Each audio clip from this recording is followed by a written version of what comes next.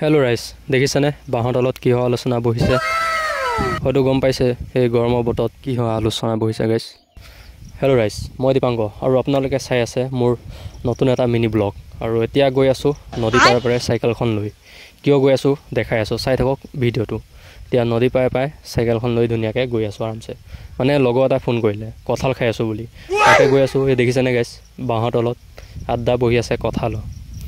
ওচৰত গৈ দেখাই আছোঁ সকলোবোৰ, চাই থাকক ভিডিঅ'টো আৰু কমেণ্ট কৰি জনাব এই গৰমত আপোনালোকে কঁঠাল খাইছেনে, আৰু ইহঁতকেইটা কাজিয়া লাগি আছে কঁঠালৰ গুটিৰ কাৰণে।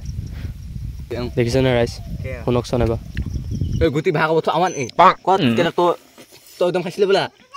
এই গৰমত কঁঠাল খোৱা মজাই বেলেগ ৰাইজ, মজা লাগিছিল। 5টা মানুহ এটা কঁঠাল, কিন্তু খাব পৰা নাই। ইহঁতে আগতীয়াও খালে আৰু এতিয়া গুটিৰ কাৰণে কাজিয়া লাগি আছে।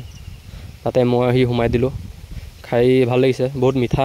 আৰু কমেণ্ট কৰি জনাব আপোনালোকে খাইছে নাই এই গৰমত কঁঠাল। ফাটি গৈছে ৰাইজ। আৰু এতিয়া খাই হৈ গ'ল, হাত ধুব গৈ আছোঁ নদী পাৰত, দেখাই আছোঁ। এইখন হ'ল আমাৰ ব্ৰহ্মপুত্ৰ নৈ, আৰু নাৱত উঠি হাতখন ধুই লওঁ। আজিলৈ ভিডিঅ'টো ইমানতে এণ্ড কৰিছোঁ। বাই বাই, নেক্সট এটা নতুন মিনি ব্লগত লগ পাই আছোঁ সকলোকে।